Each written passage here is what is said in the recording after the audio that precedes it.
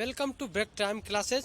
आइए देखते हैं, आज हम देखेंगे टॉप 20 जीके क्वेश्चन जो आने वाले सभी स्टेट एग्जाम और एसएससी जैसे एग्जामों के लिए मोस्ट इम्पॉर्टेंट है। तो सबसे पहले शुरू करते हैं। यदि आप नए हैं तो चैनल को लाइक और सब्सक्राइब जरूर कर लीजिए। अब आगे देखते हैं क्वेश्चन नंबर 1। निम्नलिखित में से किस पदार्थ का उपयोग हड़प्पा काल की मोहरों मुद्राओं के निर्माण में मुख्य रूप से किया गया था? तो इसका सही आंसर क्या है? तो ये सेल खड़ी, ऑप्शन ए इसका सही आंसर है।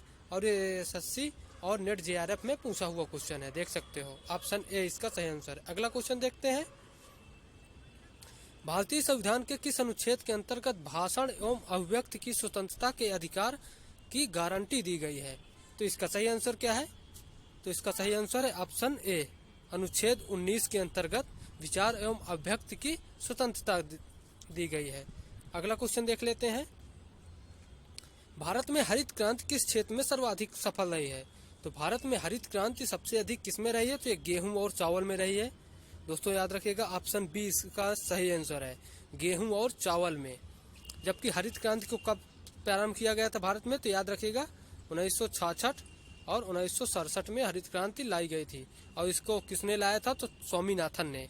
यह भी याद रखिएगा, स्वामीनाथन ने हरित क्रांति को भारत में लाया था। अगला क्वेश्चन देखते हैं। भारतीयों को वर्ष 1947 में सार्वभौम सत्ता सौंपने की योजना निम्न में से किस नाम से जानी जाती है? तो इसका सही आंसर क्या है? ये माउंटबेटन योजना, ऑप्शन सी इसका सही आंसर है। माउंटबेटन ने भारत में सार्वभौमिक सत्ता सौंपने की योजना लाई थी, तो इसलिए उनके नाम पर माउंटबेटन योजना इसे रख दिया गया, ऑप्शन सी। अगला क्वेश्चन देख लेते हैं। सौर प्रणाली की खोज किसने की थी?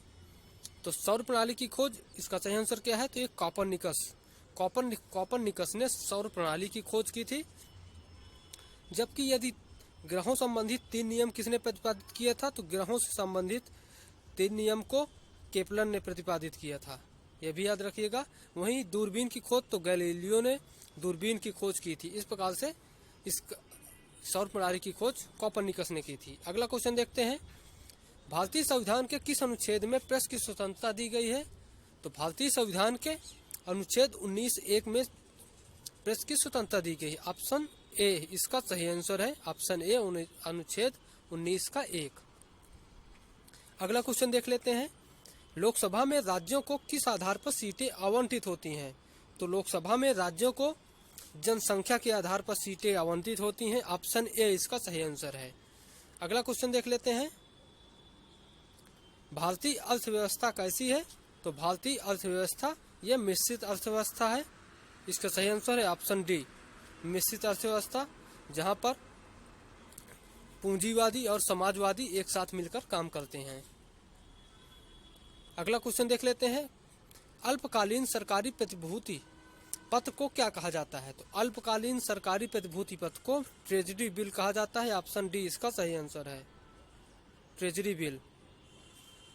अगला क्वेश्चन देख लेते हैं। निम्न में से कौन सा विश्व का सबसे ऊंचा ज्वालामुखी पर्वत है? तो विश्व का सबसे ऊंचा ज्वालामुखी पर्वत कौन है? तो ये माउंट किलिमंजारो है, ऑप्शन बी इसका सही आंसर है, माउंट किलिमंजारो विश्व का सबसे ऊंचा ज्वालामुखी पर्वत। अगला क्वेश्चन। सबसे लवणीय सागर कौन है? तो सबसे लवणीय सागर है ये मृत सागर है, ऑप्शन डी इसका सही आंसर है। ऑप्शन डी इसका सही आंसर है, मृत सागर, डेथ सी। अगला क्वेश्चन देख लेते हैं। विश्व जल संरक्षण दिवस कब मनाया जाता है? तो विश्व जल संरक्षण दिवस ये 22 मार्च को मनाया जाता है, ऑप्शन ए इसका सही आंसर है। यदि और देखते हैं इसका कुछ इंपॉर्टेंट फैक्ट। यदि 5 जून को, तो ये पर्यावरण दिवस, स्टॉकहोम में 5 जून 1972 को ये पर्यावरण दिवस के रूप में वहां पर एक सम्मेलन हुआ था, जिसके आधार पर 5 जून को ही विश्व पर्यावरण दिवस मनाया जाता है। वहीं 22 अप्रैल को, तो 22 अप्रैल को पृथ्वी दिवस, 22 अप्रैल को पृथ्वी दिवस मनाते हैं। वहीं यदि 22 मई की बात कर ली जाए, तो 22 मई